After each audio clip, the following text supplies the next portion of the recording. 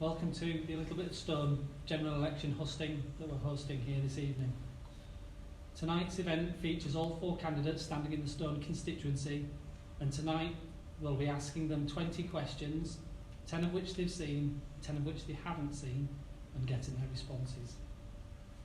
Each candidate will make a 2-minute opening speech, and then we'll move on to answering the questions. Each candidate will have 60 seconds to answer each question, and we'll be using a timer to monitor responses, and they'll receive a warning 10 seconds before the end of the timer.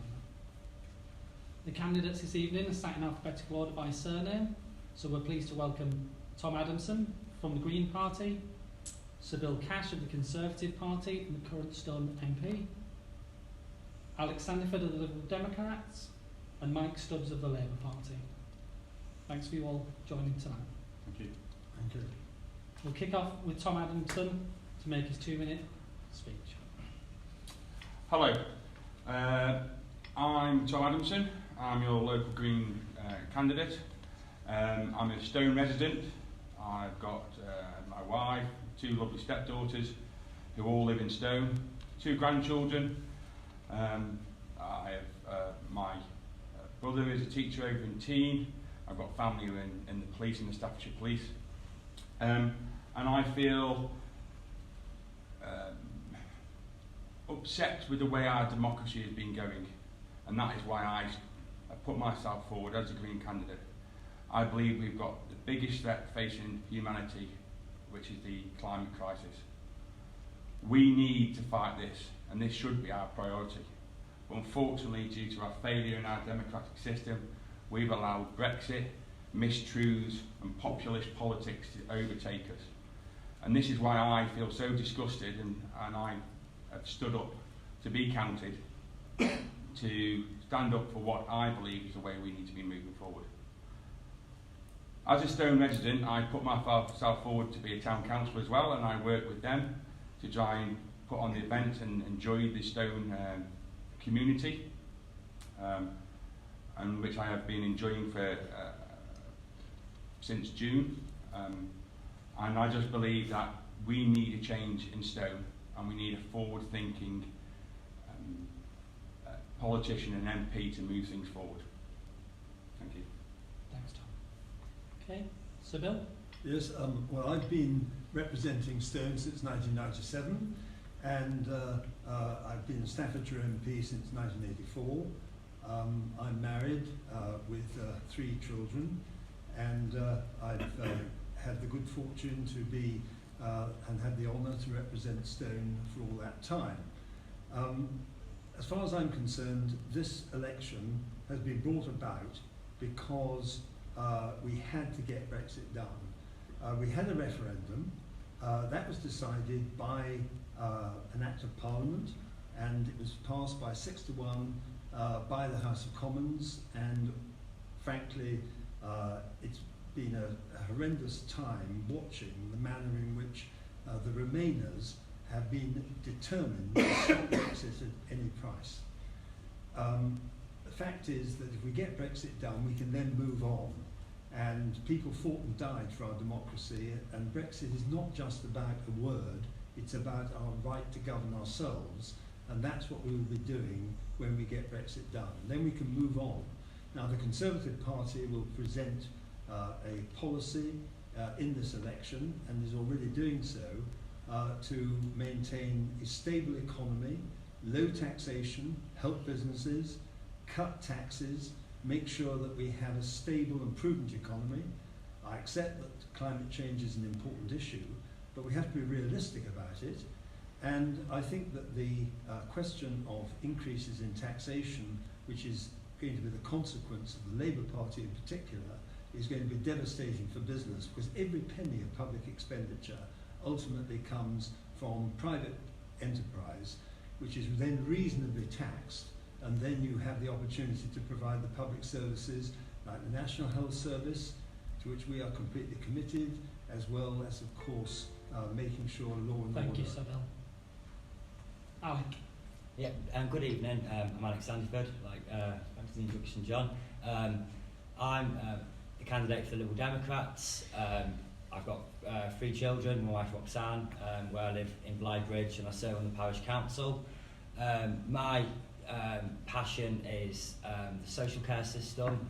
I'm a carer through a mental health charity, and SEND and health and social care is a massive passion of mine. But unfortunately, we're in this mess that is Brexit. My personal opinion is that we need to stop Brexit and concentrate our money on public services and concentrate on the real issues that are being neglected, our education system, our healthcare system in particular. I think that the mess we're actually in is due to our voting system, which is another area which needs to be addressed. The first past the post system only serves the 2 main political parties in the Conservatives and Labour. I think that it's grossly unfair, and our constituency needs someone who will tirelessly campaign, who's energetic and passionate for the constituents, and in that you have me. Thank you, Alec. Okay, and finally, Mike Stubbs. Okay, good evening, ladies and gentlemen. My name is Mike Stubbs, and I'm the Labour candidate for the Stone Constituency. Ladies and gentlemen, this election will shape our country for a generation. It is your opportunity to transform our country so that it works not just for a few, but for all of us. This is a chance to deliver real change here in Stone and in the wider Stone constituency. Some people say that this is the Brexit election, but it's not just the Brexit election. It's also the climate election, the investment election, the NHS election, a living standards election, the education election, poverty and fair taxes. Above all, it's the change election. As your Labour MP, I will build a fairer Britain that cares for all, where wealth and power are shared. I am not prepared to continue to see families without a proper home and more people queuing at food banks that is happening on the streets of Stone. I am not prepared to put up with communities blighted by a lack of investment, endless cuts to vital services, and millions struggling to make ends meet, while tax cuts are handed to the richest. We can do better than this. How can it be right in the 5th richest country in the world that people's living standards are going backwards and life expectancy is stalling? As part of the Labour government, I will unlock the potential of all those held back for far too long. Labour will be on your side. Labour will rewrite the rules of the economy so that it works for everyone. We will rebuild public services by taxing those at the top to properly fund the services we all rely on. We will launch the largest scale investment programme in modern times to fund the jobs and industries of the future so that no one is held back. Thank you very much. Thanks, Mike. Okay, we're going to move on to the questions now. We've decided a random order for asking the questions, which will then rotate, and then we're rotating the order of the answering people, just so that nobody's following the same person throughout. Okay. So the first question, we're going to start with Alec. Alec, Brexit has been an incredibly divisive process, one that split families and friends. In a representative democracy, how do you propose to honour the opinions of both sides of the argument? Well, thanks for the question. I actually think that Brexit is very troubling and causes a huge amount of problems to, like you say, families and friends. And I don't think there's an easy answer to fixing the issue. I think the divide will be there for a long time. But since 2016, a lot has come out, and whether you're a Leaver or Remainer, I think people have the opportunity and should have the opportunity and the right to have a final say on any deal or to remain part of the European Union. Thank you. Same question to you, Tom. Yeah, I think the problem is we have been lied to from both sides. You know, tonight we just heard Mr. Cash sort of stating that Remainers have stopped Brexit. when he's part of the ERG, who have just stopped it just as much with their hard right, no deal Brexit. The point is, Brexit is not going to fix our country. It's not going to fix our democracy. What we need is to join together. And one of the biggest threats, like I keep on saying, is the climate crisis is something which is going to affect us. It is something we cannot switch off. This week alone we have had more reports that we could have a runaway climate chaos. And it's something like this what could bring and unify the nation to fight a common cause. We could be world leaders and country leaders in the European Union and other places of the world to drive that forward. Thanks, Tom. Mike? Yes, it's very clear that Brexit's become very divisive, not only here in Stone, but obviously across the whole United Kingdom. And that's why I support Labour's policy to give a fair hearing to both sides. With the proposed strategy for Brexit by the Labour Party listens to both sides. What we've got here is one party that only wants to listen to the 48%, or two parties that are here with us tonight, and then one party that wants to listen to the 52%. But nobody, apart from the Labour Party, is trying to listen to everyone. And by having that policy, negotiating a deal that protects the environment, protects employee rights, and then goes back to the population in 6 months after the election, will give both sides and finally put to bed the trauma of what Brexit has become. Thanks, Mike. Finally, Sybil? Well, what I said was that Brexit is not just a word, it's actually something that was decided by the people in a referendum, and that was authorised by an Act of Parliament.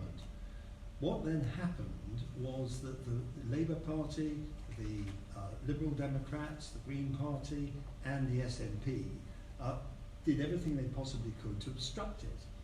And so we ended up in a situation where, having had a decision from the British people, it was then undermined and they attempted to overturn it, so we had to have a general election. And this is all about the question of who governs you. It's about our democracy, and it is about the question of whether or not the British people can make choices through their own MPs and not having things decided for them behind closed doors by qualified majority vote by other countries imposing their laws upon us. Thank you, Sybil. Okay, we move on to our second question, and we're sticking with the Brexit theme. So starting this time with Tom. With a choice between remaining, leaving the EU with a deal, and a no-deal Brexit, which do you personally believe will be best for the UK citizens and why, and which will be the most damaging and why? Yeah, like I said before, we've been lied to during this campaign. I mean, the £350 million on the bus thing was a blatant lie, and I'd like to see if Mr Cash would agree with that. The fact is, I personally believe that the current issues, what we will have and what we'll face within the next 5 to 10 years, it would be better to be part of the European Union. Leaving out of the Union without a deal will be damaging to all. Myself personally, who's been made redundant in these difficult times for manufacturing companies, is a prime example of what 3 years of uncertainty, lack of investment and lack of damaging political rhetoric, and the drive for people to put their individual political ideology first rather than the people. Thanks, Tom. Sybil? Yes, well, very simply, I believe that leaving the European Union with a deal is the best outcome. And frankly, I think that we have got one because we've already got a deal, and that's been agreed by the European Union as well. So for practical purposes, I most emphatically do not believe that we should remain in the European Union. As I've just said, staying in the European Union means that we are governed by other countries, and furthermore, by a majority vote behind closed doors, where there is no transcript, unlike in Westminster, where everybody has an opportunity to see what's being said, how the votes are cast, and so on. These decisions are taken by the other countries over us, and that cannot be right. So that's my answer to that question. It's not a good idea to remain in the European Union, and we run a massive trade deficit with the EU of 60 billion a year, and that in itself demonstrates the extent to which it's not in our interest from a trading point of view to remain in the European Union, and it's also fundamentally a question of democracy. Thank you. Okay, Alec? Yeah, well, I and all other Liberal Democrats believe that we should remain within the European Union. If there was a second referendum, I would campaign for Remain, as I believe it is in the best interests, not just for this constituency, but the country on whole. And if we remain within the European Union, we can unlock a £50 billion bonus, which all economists say is reasonable, which then we can use to inject into our public services. In regards to the European Union itself, yeah, it's not perfect, and I don't think anyone can disagree that it is, but it's better to remain within and reform from within than completely walking away and being on our own, especially when the world is full, you have the hostility from Trump, you've got China, you've got Putin in Russia, and the way geopolitics is actually working at the moment. Thanks, Alec. Mike? Thank you. I mean, my personal belief is that I'm a Remainer and voted to remain, but we have to listen to what the local population and what the nation said as a whole. So that's why I support the strategy that Labour have laid out before people. I think to blame Labour Party, the Greens, the Lib Dems, it was a complete failure of the government's negotiating strategy, and to have to rush their second Brexit deal. After 3 years, they still don't have a deal that is satisfactory to the House of Commons. And Sibel said, well, it's fine, we've got a deal, it's been signed up by the EU. At what cost? We've thrown the people of Northern Ireland under the bus. We're going to allow them to have a decision in 5 years' time if they want to. That's not acceptable. So I will happily follow the Labour strategy, but I will campaign after to remain. Thank you, Mike. Okay, question 3. This time we're going to start with Sibel. Could you explain how leaving the EU gets Brexit done? Is it realistic to conclude and pass a trade agreement in a third of the time that it's taken merely to agree the withdrawal agreement? There is then the need to renegotiate all existing deals with which we had as members of the EU, and then look at new deals that we can look at. Well, leaving the EU gets Brexit done because under the Withdrawal Act, we then repeal the 1972 Act, which is the basis on which we're subjugated to the European Union. Now, it's an extraordinary thing, but the Labour Party, the Lib Dems and the SNP and the Green Party all voted against the repeal of the 1972 Act. So not only do they want to remain in the European Union, they want to remain subjugated to the EU as well, and it's an incredibly unacceptable situation. With regard to the question of whether or not we're going to get another agreement, the short answer is we've got a deal. That's what was agreed the other day, and by the way, it passed the House of Commons by a second reading only a few weeks ago, and therefore we've not only got the deal, but it's been agreed by Parliament. And the last point simply is this, that we've already know that the EU wants an agreement because Tusk offered us a free trade agreement only a short time ago. Thank you, Sibel. Mike? Yeah, I just take a point with that. I mean, is it realistic that we could negotiate in the next 12 months a trade deal with Europe? It's entirely impossible to do that. No country has ever done that on the scale we are talking to deliver this. All this is about is trying to give the Conservative Party and Sibel the opportunity to crash out of the EU in exactly a year's time. Now, he talks about the withdrawal deal. Yes, we have a withdrawal deal, but that's taken 3 years to get to some sort of point where it still doesn't get through the House of Commons. To say that we can negotiate a full deal in the space of 12 months is frankly ludicrous, and the population of the United Kingdom simply will not accept that at face value. Thank you, Mike. Alec? Yeah, I'll somewhat agree with Mike there. I don't, even if this deal gets passed, through Parliament. It won't get Brexit done. There'll just be phase after phase after phase of everything to sort through.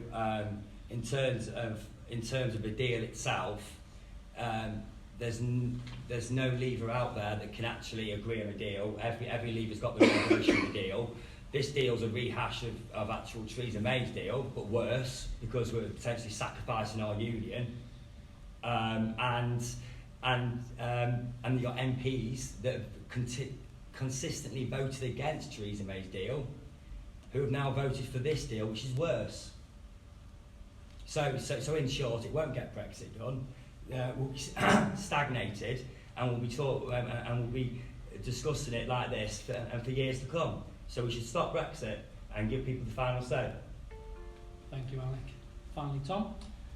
Yeah, so basically it's just political soundbites. You know, Brexit will not get done. We will have years of uncertainty. We will have years of trade talks. We will have years of trade talks with the likes of Donald Trump and America.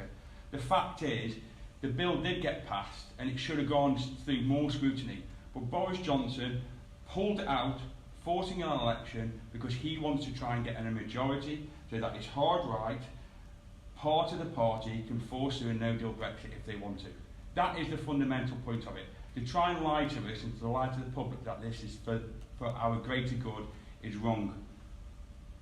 The trade deals, for what we are going to talk with America, we are not a major power to take on the Americans. We will have to sacrifice. We'll have to sacrifice workers' rights, agricultural rights. We will have agricultural farming food coming into us, and possibly the NHS. It's absolute nonsense, and it's just political soundbites. Thank you, Tom. Okay, move on to our fourth question. This was to Mike. Mike, in your opinion, why haven't we left the EU already? I think that's very simple. A complete failure of negotiation to get the right deal that suits this country. I decry anybody who thinks that those MPs that voted against or abstained or did not vote for the deal did it for partisan reasons. We don't send delegates, we send people to give instructions on our behalf. And if those people are there and they don't believe that this deal, or one of the many deals that's been presented to the United Kingdom, is right for the people of the United Kingdom, then they are absolutely right to say no. And I support every MP that did that. Thanks, Mike. Tom? The reason we haven't left already is because the likes of Mr Cashier and the other ERG, they never had a real plan. You know, the vote got through, we were going to leave, and then it was all head scratching of what do we do. And this has led for 3.5 years of discussion where you've got the Remainers who will do anything to stay in, you'll have the Leavers who will do, and it's a sad sight of our democracy. We need politicians who have got the ability to compromise, to talk and move things forward and not play their petty games in our democracy. And that is a sad thing. Our Houses of Parliament have become a laughingstock around the world because of the system and the current stock of politicians and MPs we've got in our Parliament.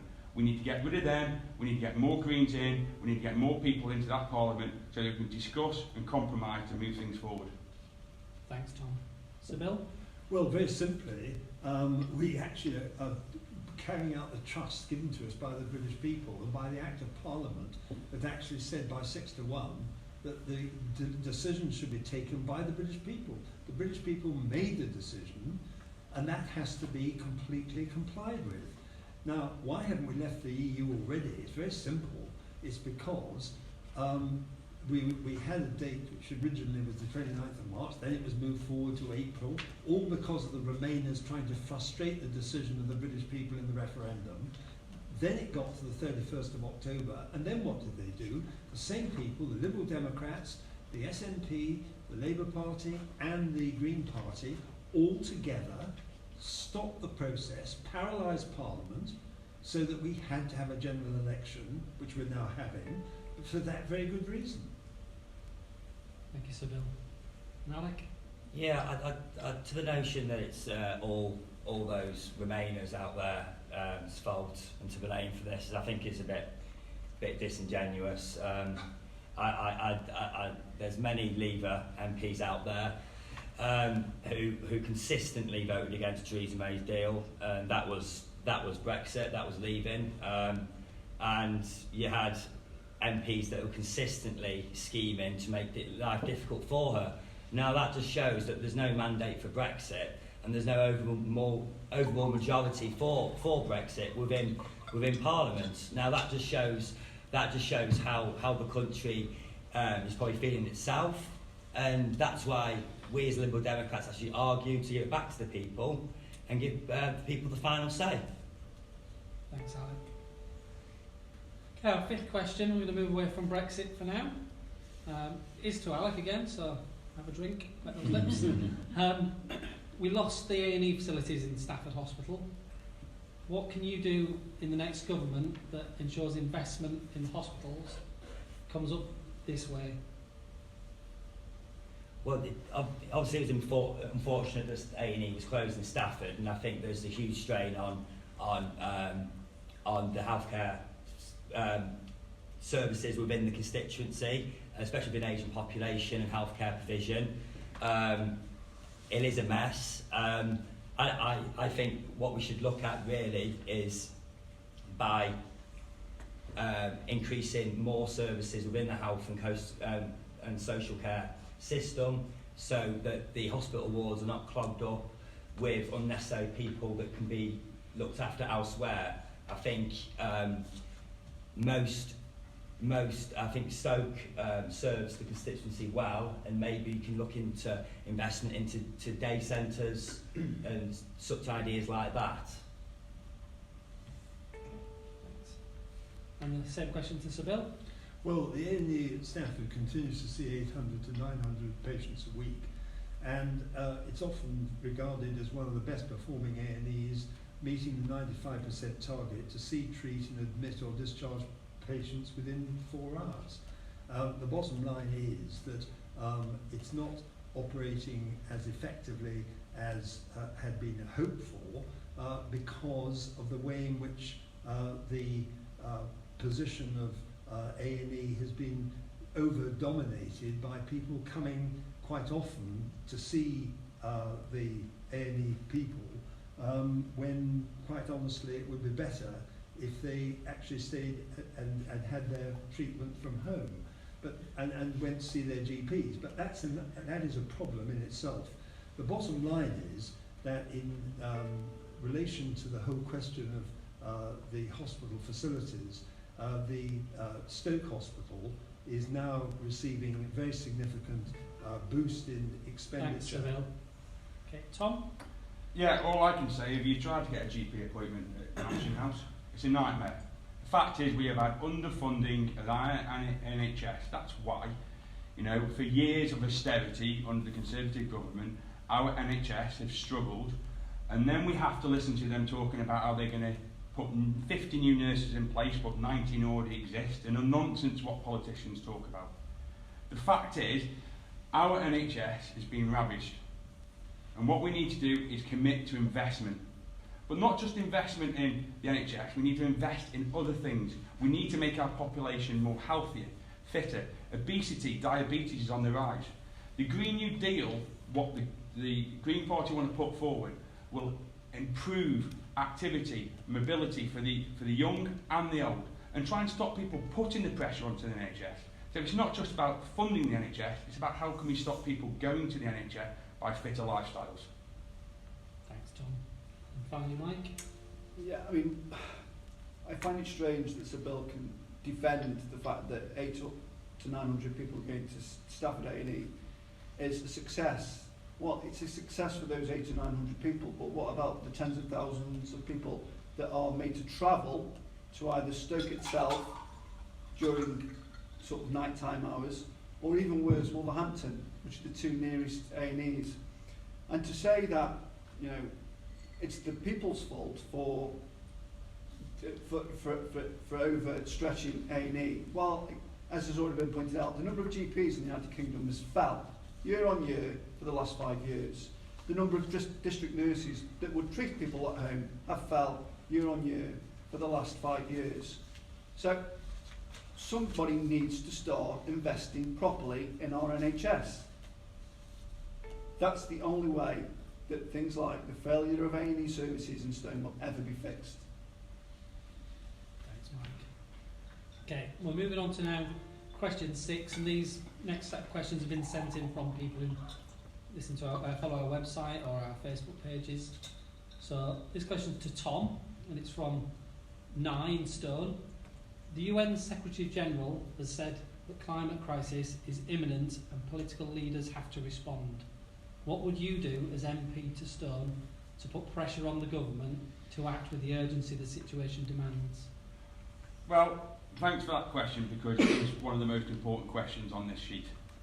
The fact is, the Green Party, the manifesto, is the only manifesto which will really tackle the climate crisis, what we face. If I was the MP for Stone, I would ensure that we would put pressure on the government to actually stick to the promises in their manifestos.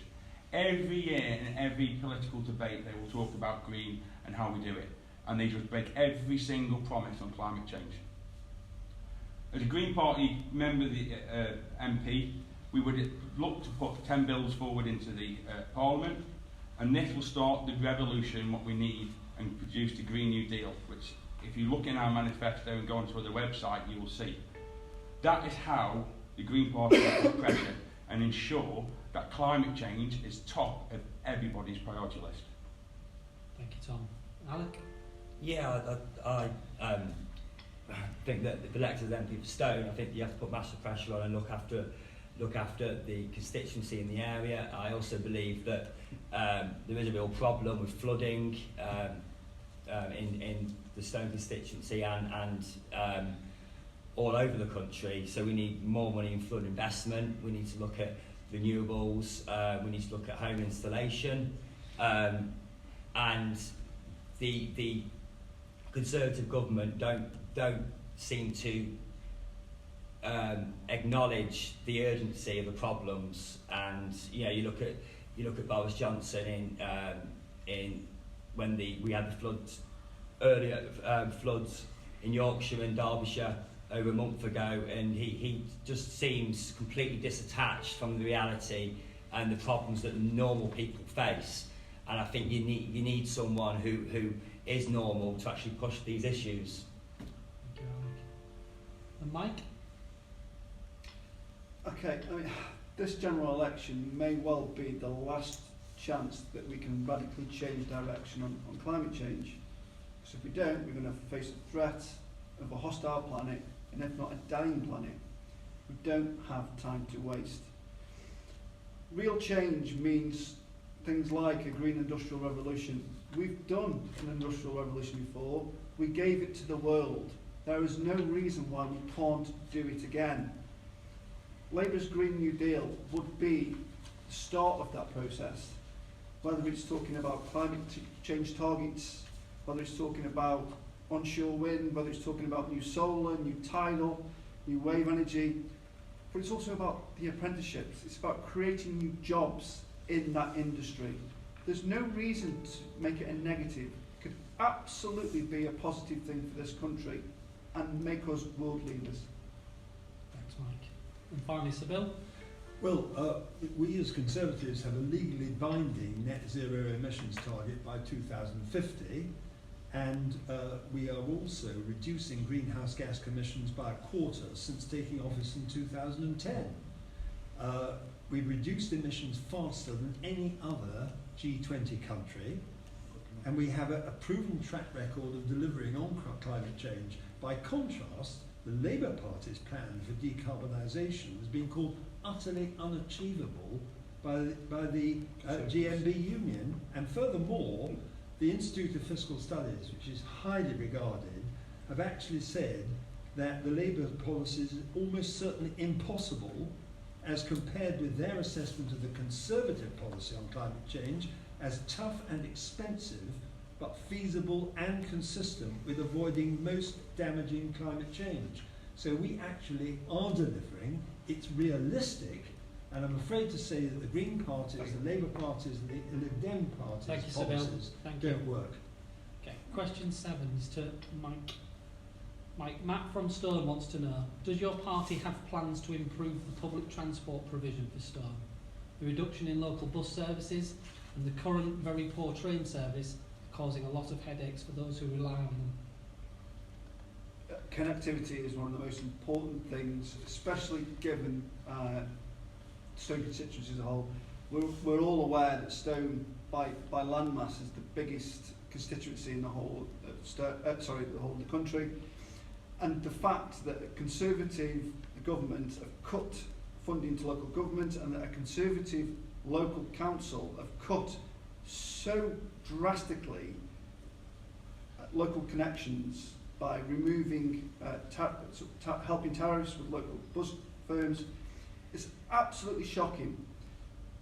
This could have been a positive thing. We could have used this, we could have modernised vehicles, we could have got people onto cycle track, we could have made people walk more. But no, all we've done is cut the funding and left people stranded. Now, whether it's up in Cheadle, whether it's across in Madeley, whether it's here in Stone, the lifeblood is public transport, and how it's been cut back is frankly disgusting. Thank you, Mike. Tom? Yeah, it just blows my mind that, we've got Sir Bill sat here talking about climate change and what he did. He voted against slowing the rise in rail fares to make them cheaper. He voted against public control of the public transport and buses. Generally, he votes against climate change. 4 votes for, 70 votes against, with 11 absences between 2004 and 2019. The fact is, the Green Party will hugely invest in public transport and cycle paths. Cycle paths will be looking at £2.5 billion a year, because what we believe it is important to connect our communities, and we need to transition away from our fossil fuel cars into a more public transported. In a community so rural as Stone, it is so important that we have local bus services, not just for our commuters and our workforce, but it's for the elderly, so that they can feel part of the community, so they can go and see their friends, and also for the young, so they can travel and have the freedom of a child of what they should have. So public transport is vitally important, and the Green Party will strongly invest in that region. Thank you, Tom. Sir Bill? Yeah, well, certainly local transport is very important indeed. And indeed, as many people will know, I campaigned successfully with others to reopen Stone Station. And the growth in passenger numbers in Stone Station has gone up from 48,000 in 2009-10 to 108,000 now. It's a massive success. So we're having greatly improved, and I played a very significant part in ensuring that we managed to get Stone Station operating on that sort of scale.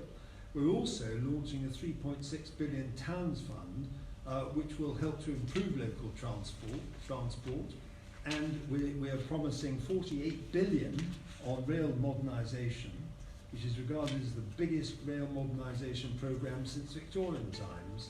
And we've also launched a £220 million national bus strategy, which will create new low-fare, high-frequency networks. So we are doing a great deal on that front. Alec? Yeah, I think we've been on the parish council as well. You see firsthand the effects that reduced bus routes actually have an impact on the community. You have a lot of elderly it's there. Some of them, I know this firsthand, some of them actually rely on that for their only sociable events. Sometimes it's their only way out to mingle and interact with peers in shopping on pension day, or going to the local bank if one's open.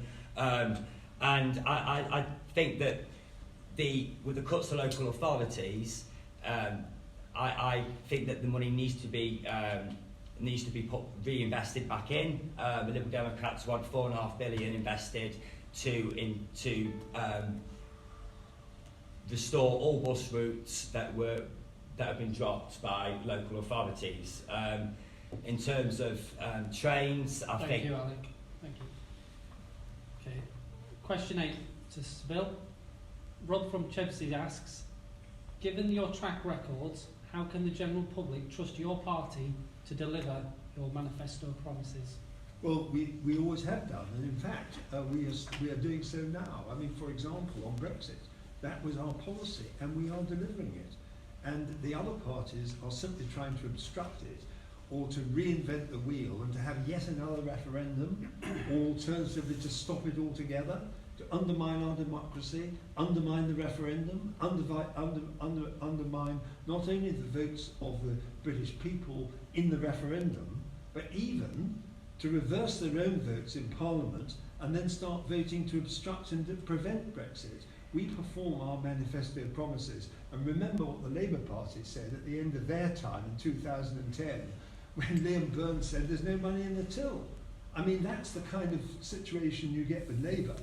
And all I can say is that we will perform our policies with not only discharging trust, but also by delivering Brexit, because then we can move on and deal with all the other things that we've been discussing today. Tom?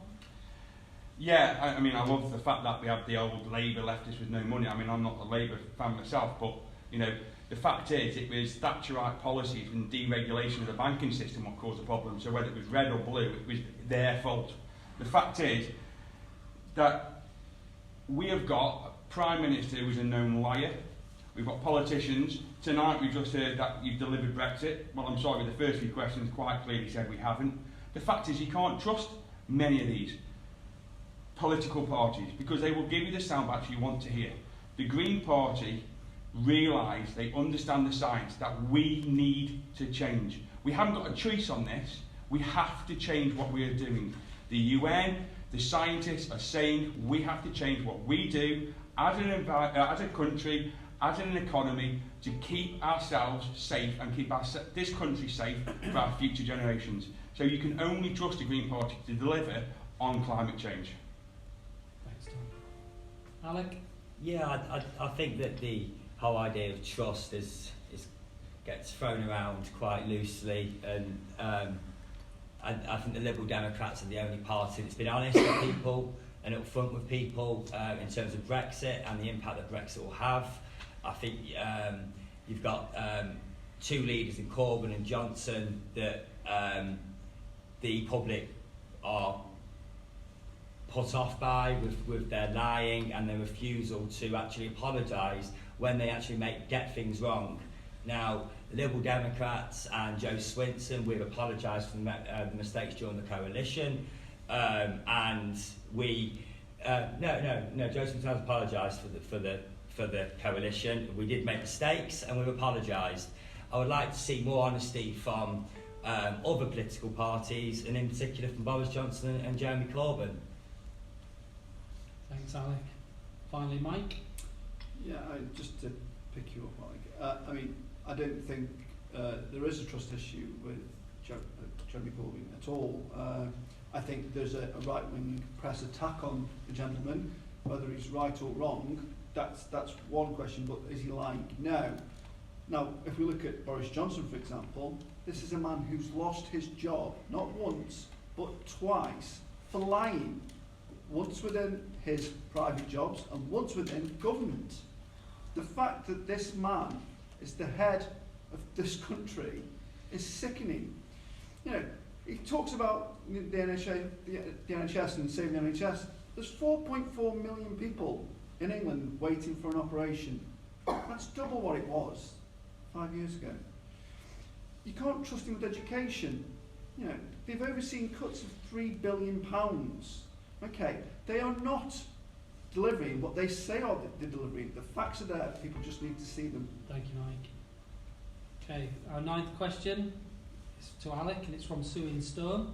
She asks, does your party plan to make taxation changes that will directly affect the constituents in Stone? Yeah, but to be upfront, there is a change. We want to raise a penny in the panel income tax, which will raise 7.8 billion to then ring-fence and to put down directly into health and social care. Health and social care provisions, a ticking time bomb, and the huge lack of resources is putting massive strains on hospitals, GPs, families and carers. So to the question, yes, there will be a penny rise in income tax, but I think that we need to be pragmatic and honest about things, as everyone will use these services at some point in their lives, or have someone even now directly affected by this, and yeah, things need to be honest and be upfront about this, and as we all will use a service. Thanks, Alan. Sir Bill? Yes, well, the Labour's massive, reckless, unaffordable spending plans, which everybody knows about, are just simply a fantasy world, and they will induce massive taxation for the people of this country. On the other hand, we, the Conservatives, are going to cut taxes by increasing the national insurance threshold. We are going to guarantee that we don't raise the rate of income tax, nor VAT, nor, for that matter, national insurance over the next Parliament. And we will also be maintaining the pension triple lock. The increase in pensions is going up by £5 a week from next April. The winter fuel payment will continue, and the older person's bus pass and other pensioner benefits will be maintained. And the massive expenditure which the Labour Party is threatening the country with will absolutely destroy the economy. And remember that every single penny that comes to pay for public services comes from reasonable taxation. Mike? Yeah, thank you. Bill, you talk about the massive expenditure. I fully support the massive expenditure because the damage that your party have done to places like Stone over the last 10 years is you burst into tears. I have no problem with Labour proposing the 45p additional rate threshold at £80,000. That's going to affect 5% of the population. I don't think that's outlandish. I think that's fair. It means that 95% of the population will have no change at all on their tax. So that actually means that if you were earning £81,000 a year, you'd pay 13 pence a day more. Now I think if you're earning £81,000 a year, you can afford to pay 13 pence. And I think to fund the recovery plan that we need to take bold steps with taxation. Thank you, Mike. And Tom? Yeah, so like you say, the Conservatives say no tax cut, but then on the sideline they will charge us £36 a year to get our brown bins empty because they've got a shortfall in their council funding because they don't get funded properly. So it's give to one, take with the other. The fact is we have to change and we have to transition. Now the Green Party will do taxation on the richer. As a normal working person in this country, you won't see much major effect. We are looking at introducing taxes onto the meat and dairy products, and this will transition towards plant-based because, end of the day, that's a huge impact on climate. What we are going to look at is if you are adding to the climate crisis, you will be taxed and incentivised to move your industry and your way of being away from that. If you are helping the climate change, you will be given incentives and bonuses to keep going that path. Thanks, Tom. Okay, our 10th question is back at Tom, so yeah. Keep dry. Yeah.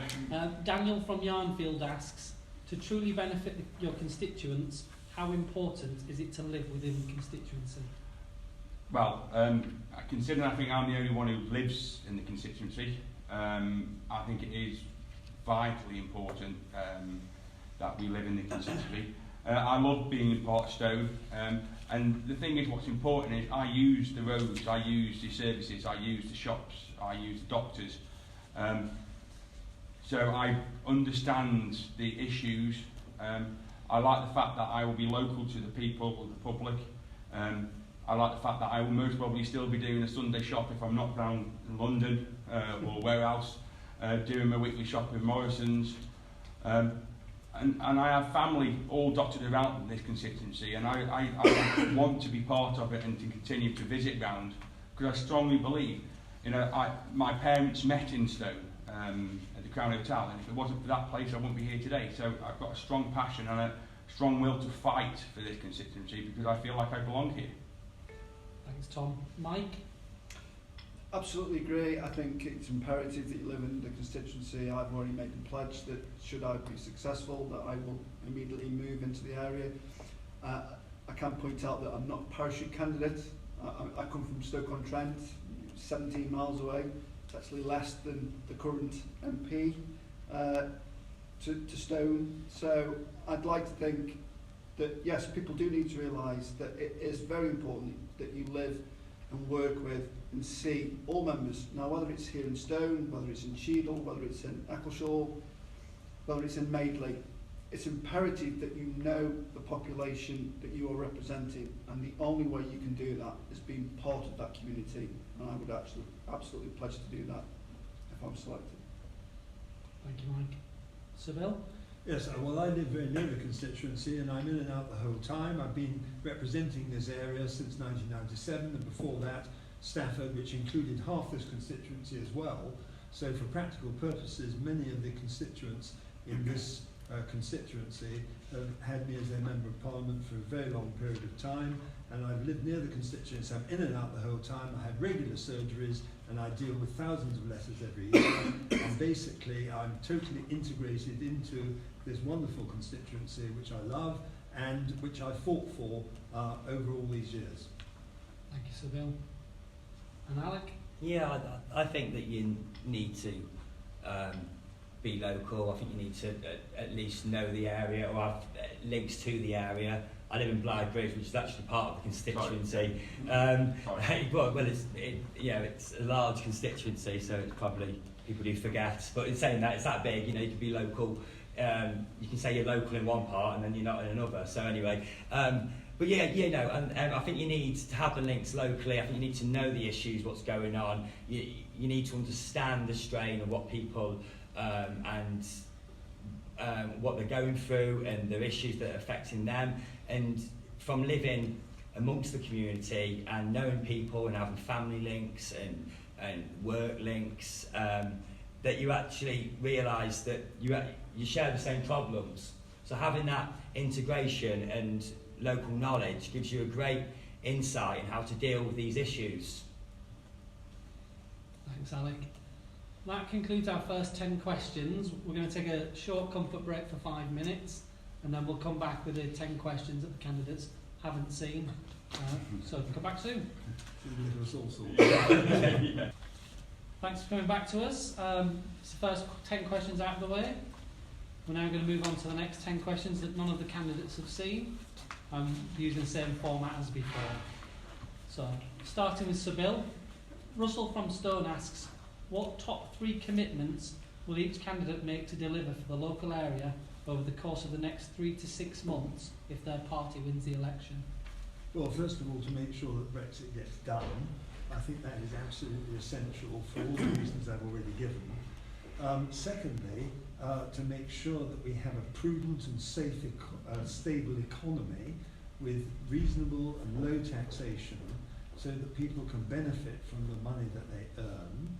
And in addition to that, to make sure that we have a health service which we're putting 33 billion extra a year into, with 50,000 new nurses and also 50 million GP appointments. And to also at the same time make sure that we have a schooling system where the primary schools we've already provided are going to get extra money, which I've been fighting for years for the people of this area in Staffordshire, and also to make sure that our economy makes a real difference to the people of this country because it's stable and based on enterprise. Thanks, Sybil. Mike? Well, just very quickly point out, you just said about funding education.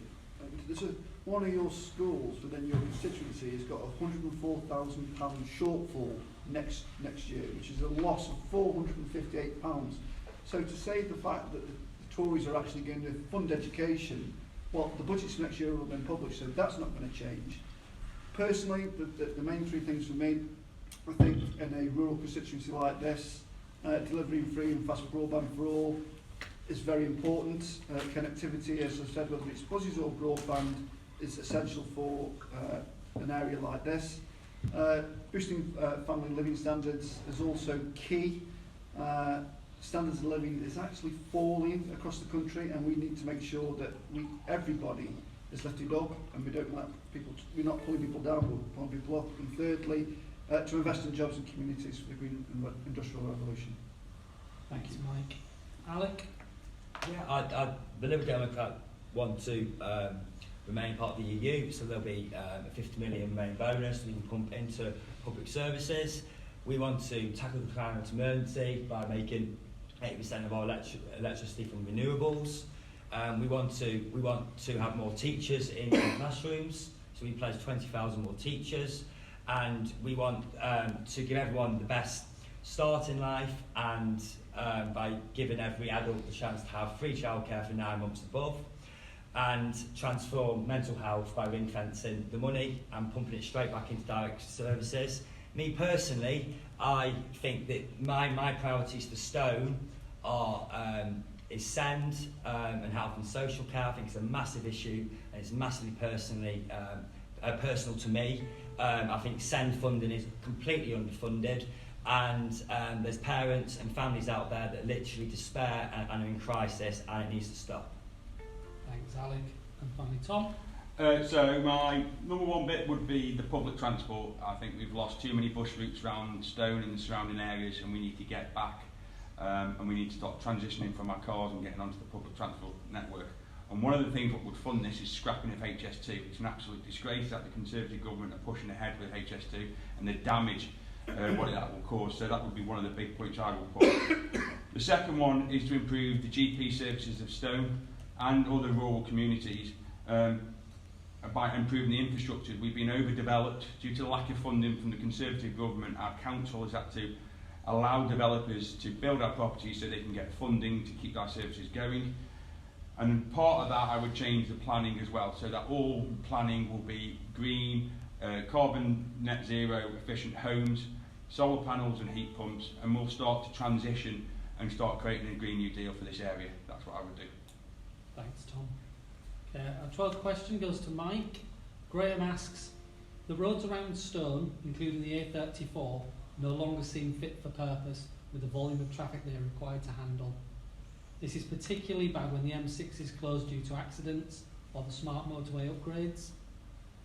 With the ever-expanding town, what will you do to ensure that the infrastructure is invested in to create a safe and less congested road network? Well, this has to be a twofold attack. As been previously mentioned, planning has a key part of this. The National Planning Policy Framework is nothing like a policy framework. It's a developer's charter. All it does is allow people to build the wrong houses in the wrong places for profits for the builders. What it should be doing is making developers invest in infrastructure, including roads, schools, health, all the things that it should be doing, but it doesn't. They are allowed to get away with it. On the other side, we also need to be investing through infrastructure. And when we can see areas, so it's all well and good building, a fourth lane on the M6, but at the same time, well, is that for the good of the economy? No, it's not. All it's actually doing is pushing traffic through Stone. So there needs to be investment in local funding, but also a very definite change in planning rules. Thanks, Mike. Tom?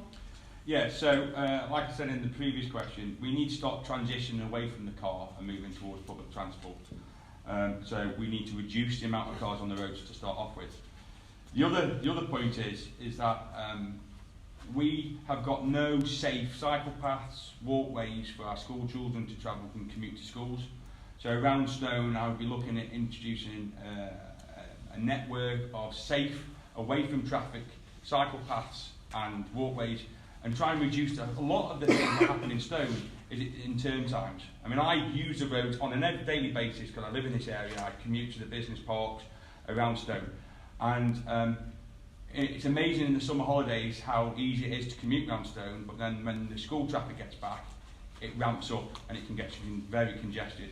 So again, I would look at introducing and try and get people, and to allow our children to be able to walk and cycle to school rather than being surrounded by toxic fumes and the traffic jams what we currently see. Thanks, Tom. Sybil?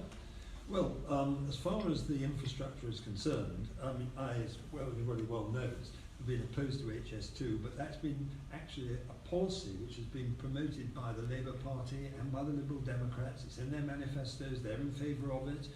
I've opposed it myself, and at the moment it's under a review, and there is no guarantee that it will actually take place at all. There is a huge amount of increasing evidence of the reasons why it shouldn't actually take place at all, and there are serious divisions, as I understand it, within the review panel itself. So we shall wait and see for that one. We've had 420 more affordable homes delivered in Stone since 2010, and we've had 269 people able to buy their own homes in Stone thanks to Help to Buy. The fact is that the housing policies which have been pursued have been generating a significant number of new homes throughout Stone. And thank you, Sybil. And finally, Alec. Yeah, just on the question of HS2, most initially all politicians were in favour of it in government. I myself, you might be surprised being a Lib Dem, I'm actually personally against HS2, and that will not change. If elected or otherwise, it will not change. I want to make that clear. And when it comes to the congestion on the roads, I think there is too many cars on the road. People are making far too many small little journeys. So I think it's about education and re-educating people the benefits of exercise, recycling. But then, if you look at Stone, for example, you've got as you go around towards Morrison's, the left-hand side of the road is always empty. Now, it's just, to me, it's just common sense planning that needs to be put in order, and all future houses should have provision in place. Okay. Our 13th question is from Clare in Stone, and we'll start with Alec on this one. Clare says, getting a doctor's appointment these days is a complete nightmare. What will you and your party do to improve local healthcare facilities? Well, it's an interesting question. Most people with their local GPs struggle to get doctor appointments for weeks anyway. You also have a lack of GPs. You have GPs from the European Union who are put off because of the uncertainty of a Brexit. So what we need is we need investment into GPs, we need protecting, and also we need an education programme where people actually know where to go for these services. You have a lot of people that go to GPs that it's just for a repeat prescription, for example, when the pharmacy can deal with that. It's little things like these, and the fact of the matter is funding has been cut. They haven't got the money, and GPs are seeing far too many patients. Thanks, Alec. Sybil? Yeah, well, we're going to introduce 50 million new GP appointments, and that's quite a massive change that is going to take place. I do think that it is absolutely essential that people should be allowed and guaranteed to be able to get GP appointments, and I must admit I've been very disappointed to notice that in certain cases we've heard in the local, not in the local but in the national press, that there's been quite a bit of difficulty in ensuring that people will be able to see their GPs, for example, at home, because I think people ought to be entitled to get to have home visits, and that is an issue which has got to be resolved, and I'm absolutely clear that GP appointments must continue to be made available to the people, and also to ensure that people actually have home visits as well. Thank you, Sybil. Tom? Yeah, I actually live next door to one of the sisters who works in the one of the surgeries in Stoke, and I see the stress level of her, and I see the fact that the disenfranchisement, I can't say it now. That's the one. Of how she is with the NHS and how it's gone, and it's so sad. And a lot of it is down to underfunding. A lot of it is that we have got an ageing population. We have got an increased population in Stone, and we've now had the funding and the infrastructure put in place. But again, we've got to look forward to the future and just not look at money and how to resolve it. We need to look at how we can start changing how we are. We need to become a healthy society. We need to move towards a more plant-based diet, reduce the amount of meat and dairy in our diet, one for the green economy, one for our personal health, increase our mobility, increase our activities by cycle paths and walkways, and encourage a change in our mental attitude towards where we're going. Finally, Mike. I mean, the answer to the question is purely investment, and it's not just throwing money at it for throwing at money's sake. It's about investing in property. It's about investing in apprenticeships. So, for example, you know, restoring the training bursary, because everybody just thinks nurses work in hospital. They don't. You need nurses in your local GPs to make them work.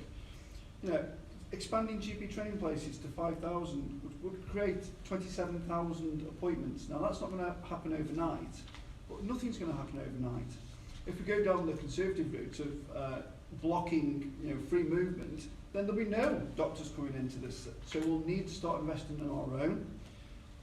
We need to look at the public health budget. We need to invest in that. You know, take addiction services away from the GP. Take obesity services away from the GP. Public mental health has to be treated separately, specialist people. So that's how they would do it. Thank you, Mike. Okay, question 14 to Tom. Margaret from Stone asks, where does each candidate stand on restitution for the many thousands of women born in the 50s who have lost thousands of pounds because they can't get a pension until they're aged 66 or 67 and hadn't enough time to plan for this? I think it's just another case of a terrible situation, and I'm concerned that during this election there will be many broken promises and reference that. Me personally, I haven't got the full details on that, and I can't say what the Green Party would actually do as their manifesto, but I would certainly work with our local should we say, victims of this decision and campaign on their part, because it is something which has been a disgrace, and it's a sad sign of our society that we live in, that we allow these things to happen, and we allow the likes of Boris Johnson to promise one thing and then take it away without any consideration. So yeah, I would work with the local community to fight on their cause. Thank you, Tom. Alec? Yeah, it's obviously a dreadful situation to happen to you know, these individuals. The Liberal Democrats actually agree with the inquiry, and it should be properly, they should be properly compensated. It's within our manifesto to support the WASPy women. In terms of costing, I'm being honest, I've asked HQ and for the full costings on the issue. I don't want to be here promising anyone that, like Labour, for example, they'll just find 56 billion. I think it's rather disingenuous to promise these when they've been massively scorned as it is. So yeah, I think we should follow the review of the inquiry, and any government should find the money to compensate these fairly. Thanks, Alec. Mike? Thank you. I think the WASPy one will find it disingenuous to attack a party that is trying to compensate them when you don't actually know the figures yourself. So, you know, I'm very clear. What's happened to the WASPy movement was absolutely a failing in leadership. If there was going to be changes to the pension scheme, then it should have been done in a way that allowed women of that generation to plan properly. I think how Boris Johnson has handled it since, including in the last week on a televised debate. You know, he can find money for his pet projects, but what he can't do is find money to compensate the tens of thousands, if not hundreds of thousands of women that have been directly affected by this. And I think the scheme that Labour have produced gives, and again, it's not 100%, it's a set amount for a set period of time to restore some of the value that those ladies had taken away from them before they even had a chance to plan for it. we have to find money for compensation schemes, and we should absolutely find money for that compensation scheme. Thanks, Mike. Finally, Sybil. Yes, well, there was a legal action over this, and the case was lost in the courts. All I can say is this, that I did petition Parliament to improve the situation.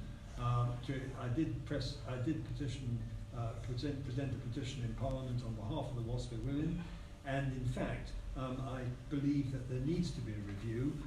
I think that the sums of money involved are very considerable. I mean, we know that the Labour Party have just recently, sort of out of the blue, said that they're going to provide £58 billion for this. It is a huge sum of money. I think that that is a real issue in itself. But the bottom line is that I have said, and I will continue to say, that I think that the matter needs to be kept under review because there have been some inconsistencies, and some WASPI people are far more, some WASPI women are far more affected than others.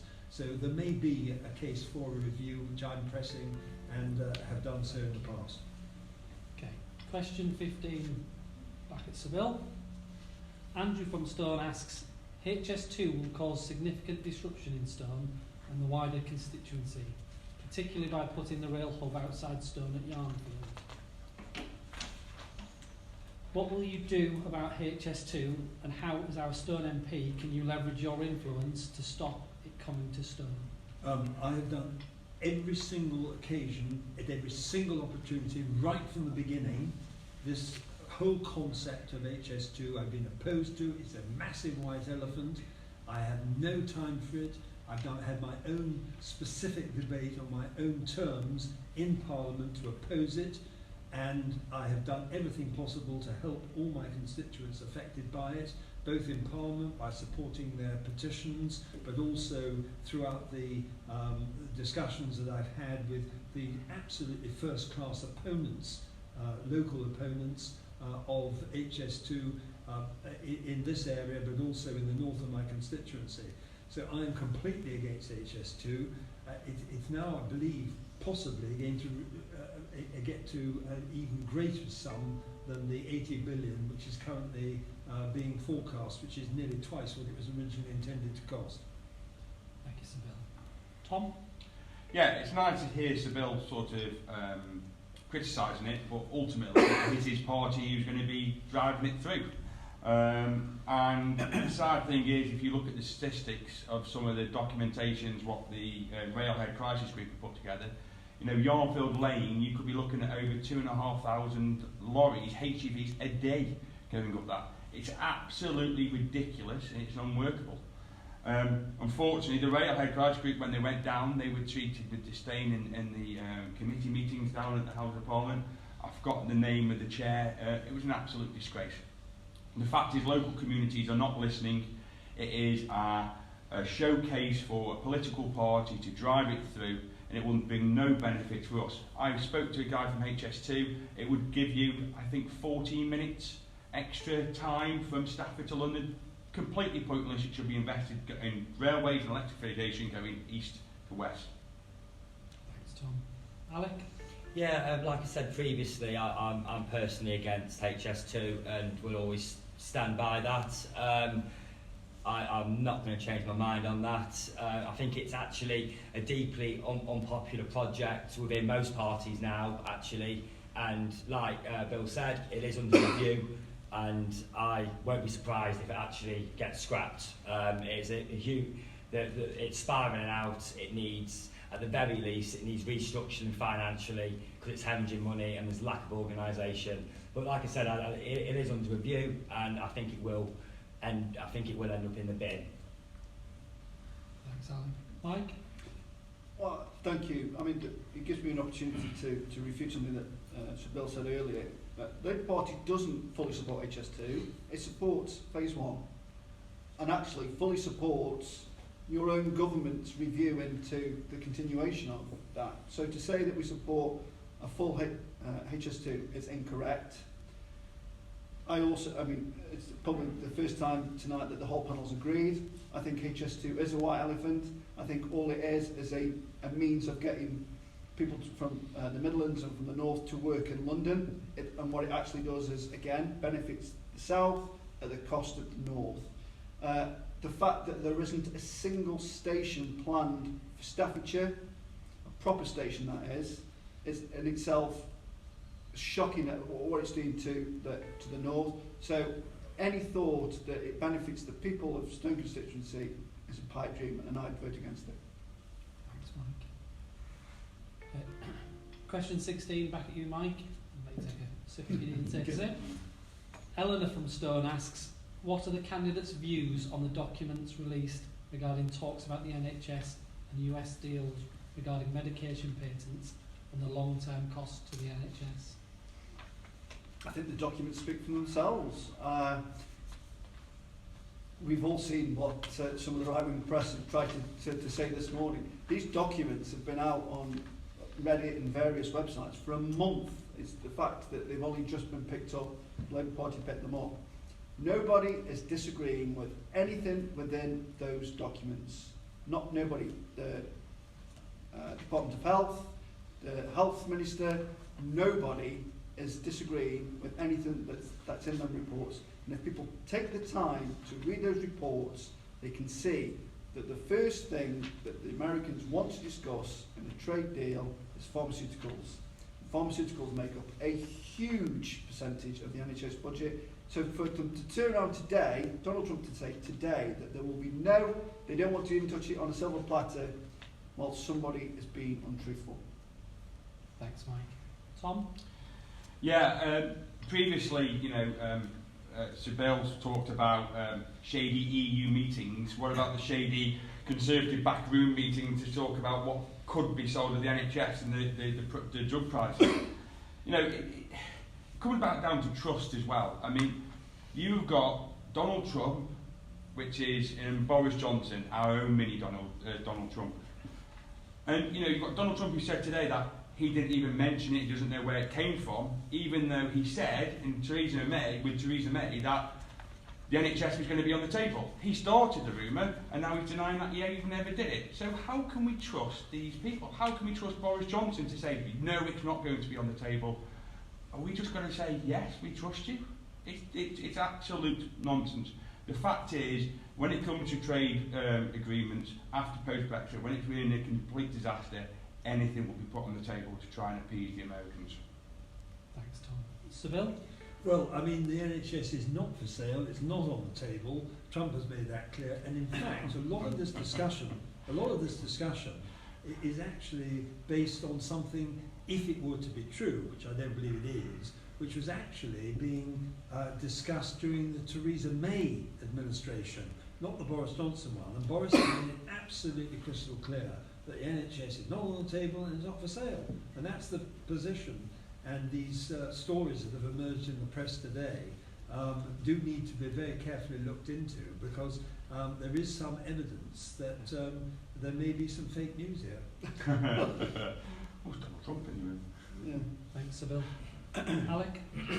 Yeah, excuse me. I actually believe, and I think everyone else should believe, that in any trade negotiation, I think everything's on the table, everything's looked at, everything's under review, and for anyone to say that the NHS won't be looked at, especially from the American side, I think is a bit dodgy. Pharmaceutical companies make massive amounts of money, which would be something they're interested in. All I can say is if people are worried that the NHS is going to be sold off and all these deals are going to be struck, the best way to protect the NHS is to stop Brexit.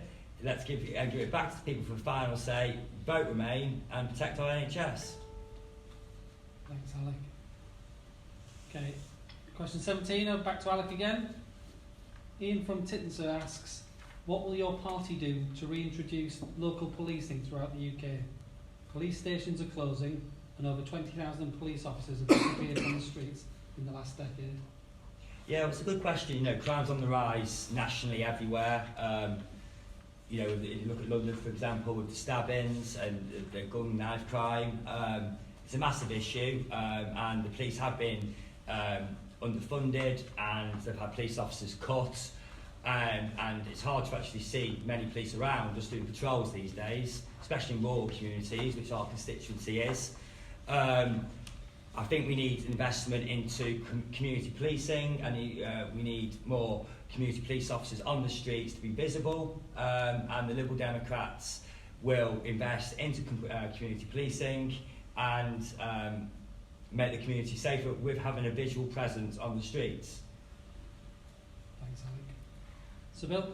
Well, crime is actually down in Staffordshire. That is an interesting statistic, and I think that one of the things that we are doing is to introduce more police officers. 20,000 of them are being guaranteed to go into the police force, and we're going to be increasing our emphasis on that.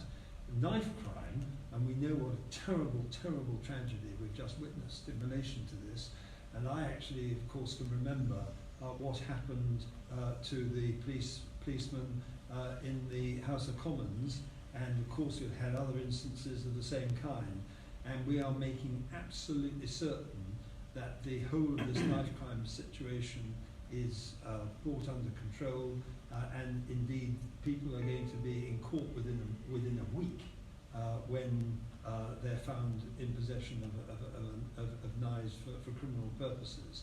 So basically, Thank you, Sir Ian. Thank you. Mike?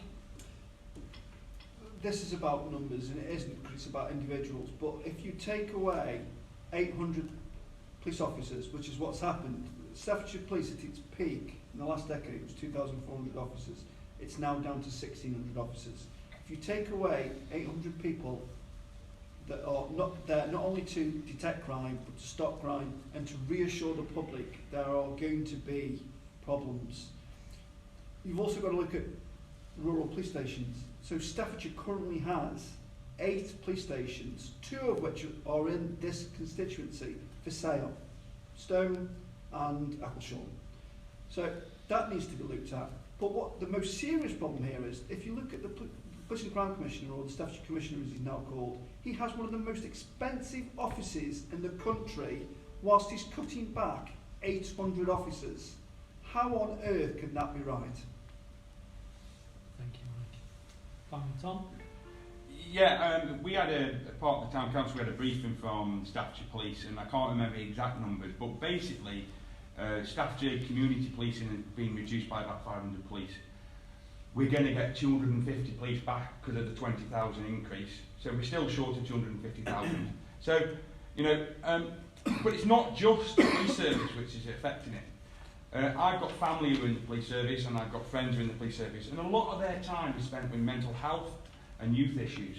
And the lack of, sorry, not a lack, but the amount of cuts that youth services, mental health services have had, they cannot support the police. And what the Conservatives have done is offloading the trouble of the mental health issues, the troubles with the youth issues and the youth education, and they've pushed it towards the police. So the police now are no longer able to do what they should be doing. They're spending the majority of the time dealing with mental health issues which should be dealt with the right services. They are not mental health nurses, they're the police, and they should be allowed to go out and do what they do. Thank you, Tom. Okay, question 18, back to Tom. Patrick asks, informed choice in a democracy requires openness and truth. Do you condemn bogus fact-checking sites, doctoring videos, simulated manifesto sites, and the delay to the parliamentary reports on Russian interference in our elections? Yeah, basically. I mean, it's an absolute disgrace, and that's one of the reasons why I've stepped forward and put myself forward for it, because it's such a shame to see our country, and you know, the mother of democracy, put through this sham of, you know, the lies of Boris Johnson, the fact that they could change a Twitter handle in a debate to try and trick people into thinking it, you know, and support it, you know, and then they found out while they were doing it, they reported a fake Labour site, I believe they did, and it happens on both sides. Don't get me wrong, and it's wrong. And the fact that the Boris Johnson has held a government report on the Russian interference is mind-boggling. But for some reason we just seem to accept that, and I'm hoping that the electorate will actually see through it and actually stand up and vote the right way. Thanks, Tom. Mike? Well, again, absolutely yes. It comes to something when we are taking on, and I say we, the British press and the Conservative Press Office are taking on the Trumpisms and the Bannon playbook of fake news, and I hate that word, but fake news it is. One example is that the Conservative Party bought the website for the Labour Manifesto 2019 and just flooded it with fake news about the Labour Manifesto that they hadn't even read. They couldn't have done because it went live before the manifesto was launched. So yes, I think we have to hold ourselves to a higher standard. It starts with public figures, and I think everybody around the table holds a public place of some sort, whether it's a parish councillor, borough councillor or county councillor. We all have to hold ourselves at a higher standard. And once we allow them standards to slip, which unfortunately the Conservatives are doing, it brings us all down. Thanks, Mike. So, Bill? Well, I'm in favour of openness and transparency, and I actually believe very strongly that it is important that we don't engage in fake news, and I think that's something which quite clearly is agreed around this table. On the question of the intelligence report and the Russian thing, that is actually something which has been governed by rules which are laid down, which actually have been complied with, and it so happens that the timetable, because the general election occurred when it did, got distorted. So for practical purposes, that intelligence report will come out, and all I can say is at the moment that it's being done under the normal protocols, but for practical purposes, I hope it does come out and comes out as soon as we can after the general election. After. Thank you. Alec? Yeah, I think that, we're kind of sleepwalking down this dark path of populism, like I was saying, the fake news, Trumpian behaviour, where people can just say stuff and then literally an hour or two later they change their minds. I think with that as well, you have an issue with free speech. I think people are getting. It's concerning that free speech is being closed down, and people do like to close down arguments if they don't agree with it. I think, like Bill said about open and transparency, that's vitally important. It does worry me when you have members of the former Parliament and Dominic Grieve that sits on the Security Committee that actually is intent of it should have been published before the election. If there's nothing to hide, why not publish it? Thanks, Alec. Question 19 to Sir Bill. Dave from Moddershall asks, what can be done to bring more money to local councils to improve the services that they provide? Well, the short answer is that public services, as I've said a number of times this evening, are financed out of money that comes from taxation. So what we have to do is to generate more and more private enterprise and better businesses. Cutting taxation is one way of ensuring that that happens, because it enables people to have the incentive to be able to generate the enterprise that's needed to pay for the public expenditure. I mean, there isn't one penny of public expenditure that doesn't come ultimately from reasonable taxation.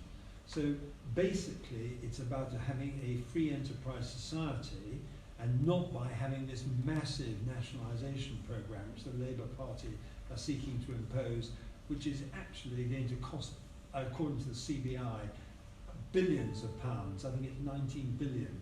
And actually that doesn't even take account of the amount of compensation that will have to be paid in order to do the nationalisation programmes.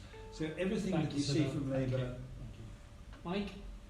Well, I can speak with authority on this as a former leader of a borough council, and I was in charge of the finances for the 2 years before that. What is happening to local authorities is frankly scandalous. For all Bill said about the private sector, the local authorities are the last bastion of support to the local population, and when you take that away, you damage the local population. So, I mean, I can talk with authority on Madeley and Loggerheads, part of Newcastle Borough Council. They've lost over 50% of their central funding over the last several years. How they are expected to carry on to deliver the services that everybody relies on every day, I don't know how they do it. It's absolutely amazing that they've done it. As we've mentioned, the fact that they've now been forced to start charging for services is a disgrace, and I think the first thing we should do is start funding local authorities better. Thank you, Mike. Alec?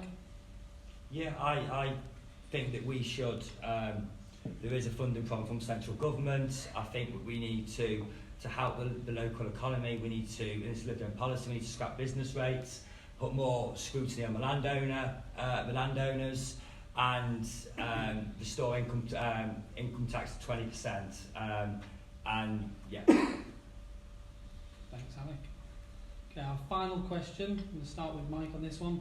Tracy from Stone asks, the badger cull has not been effective in reducing bovine TB. In fact, scientists have concluded that it spreads TB to other areas as the badgers move away from the cull zone. What is your opinion on the badger cull, and does your party commit to stopping it? Absolutely, my party is absolutely dedicated to stopping the badger cull.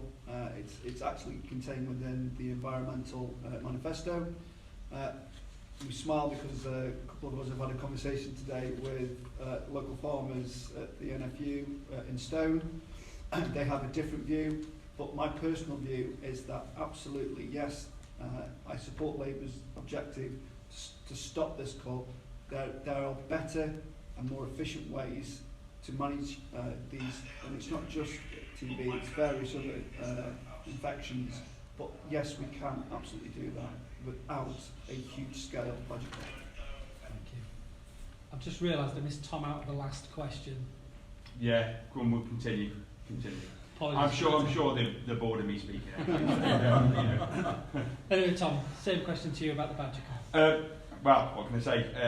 Completely and totally opposed of it. I think the science doesn't prove it's effective. It never did. It should never have happened.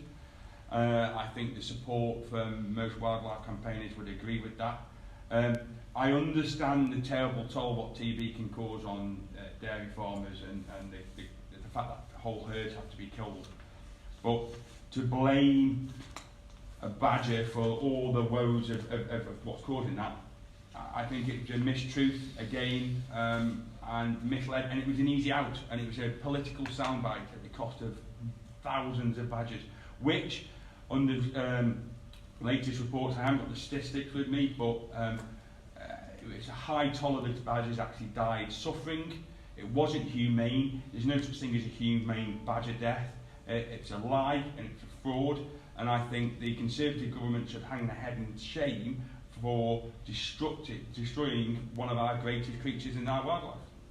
Thank you, Tom. Sybil? Well, I support the NFU on this. I've had a lot of discussions over many, many years with the NFU, not only in this area, in the constituency, but also elsewhere, and they are very much in favour of a proper badger cull system, and I support them on it. Thank you, Sybil. Alec? Yeah, I think that we should stick with it and see how it goes at the moment.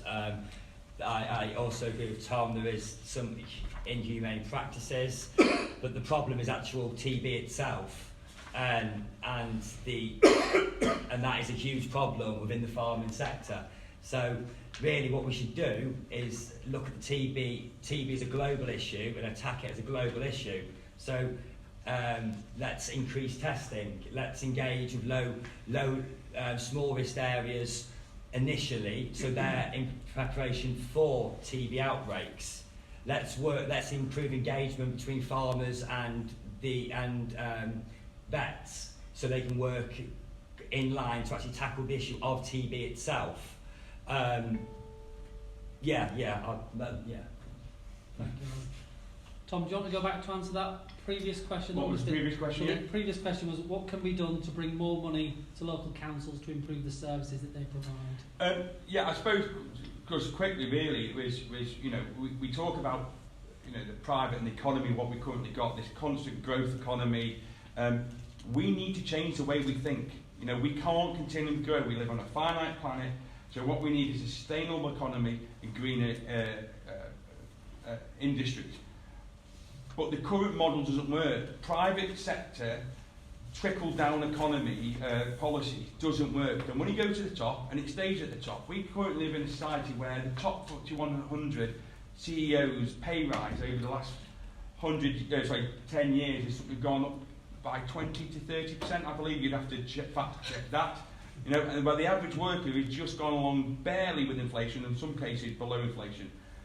I just think it's wrong with what we're doing. What we need to do is invest.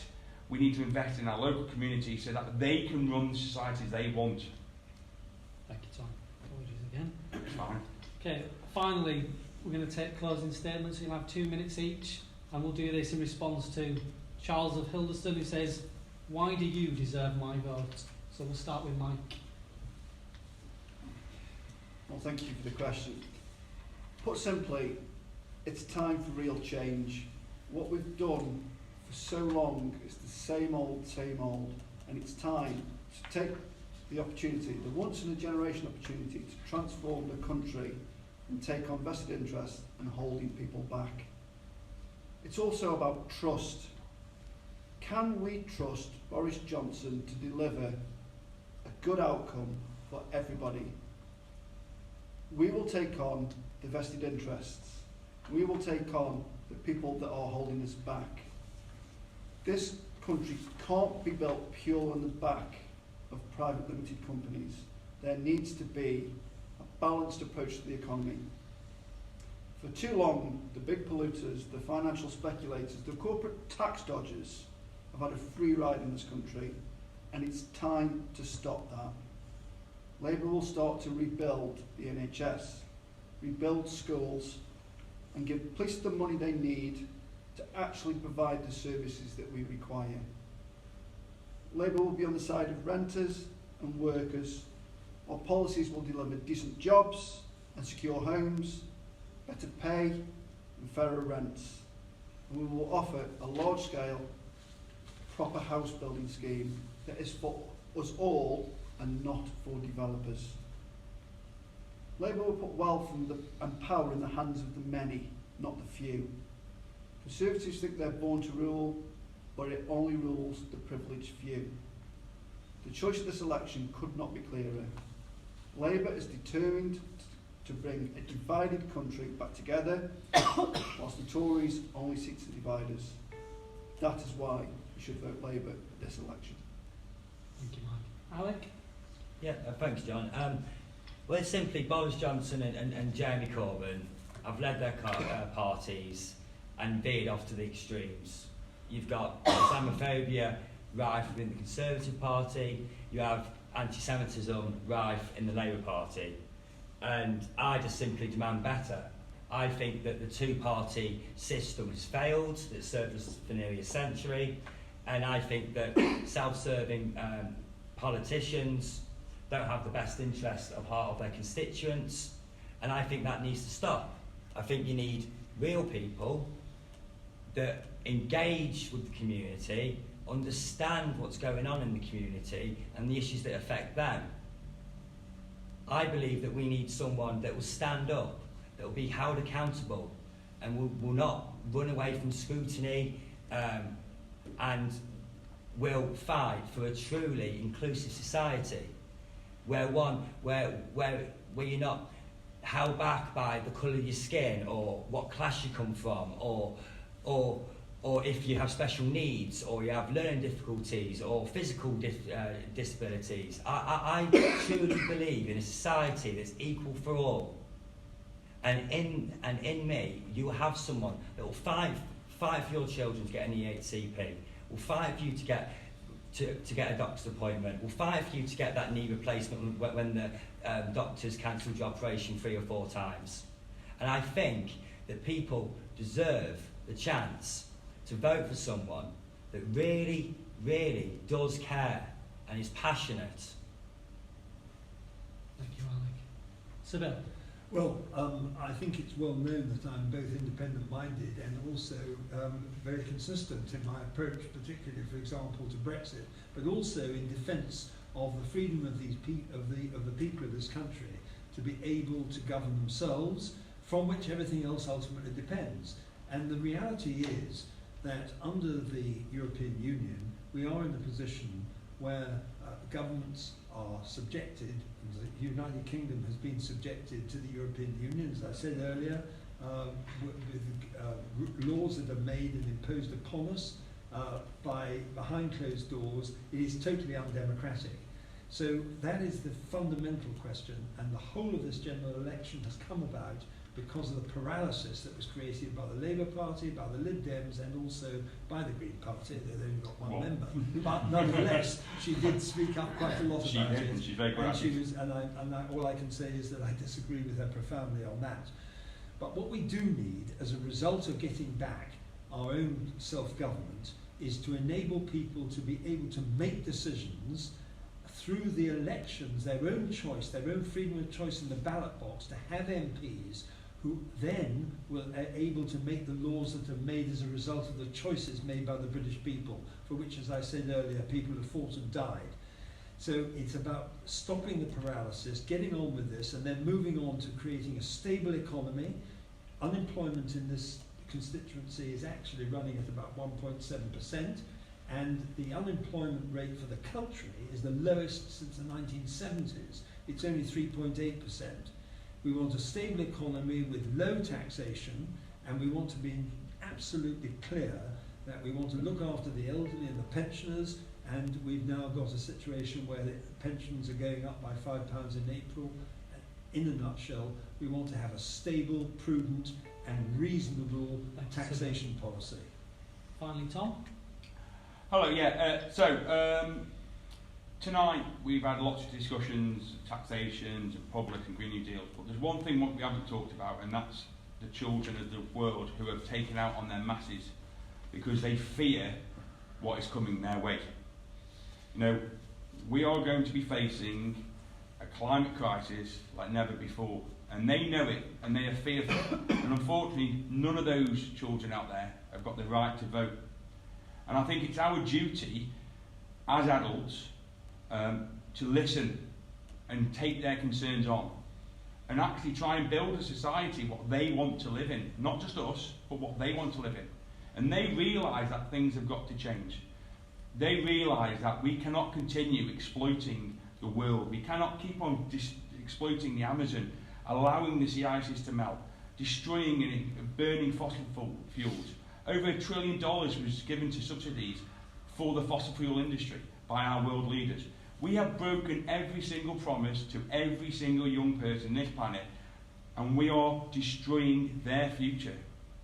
So the Green Party have put together a strong manifesto and a strong Green New Deal which will hit the target. And yes, it will cause changes, and yes, it will affect people's lives. The only way to do it is by change. But the Green Party is the only party with that strong commitment to drive it forward in a positive way. Tonight we have heard the old rhetoric of low taxations and low this and that. And the fact is, we need to change. We cannot continue. We've had 40 years of exploitation in this country, and we need to stop it, and we need to move forward for the sake of your children and your children's grandchildren. And that's why I think it's imperative we get more Greens into the Houses of Parliament. Thank you, Tom. Thanks to all the candidates who've come out tonight. And thanks to everybody who submitted questions to us. After this, we'll be doing some fact-checking from the answers that we've had. So if anybody's got anything they want us to check into, send us an email to feedback@alittlebitofstone.com, and we'll pick those up and take a look at those. A massive thanks to the Stone House Hotel who have hosted us this evening. They provided us with a nice room and some water to drink. But thanks for everybody to listening in, following us, and thanks again everyone. Thank you. Thank you very much. Thank you.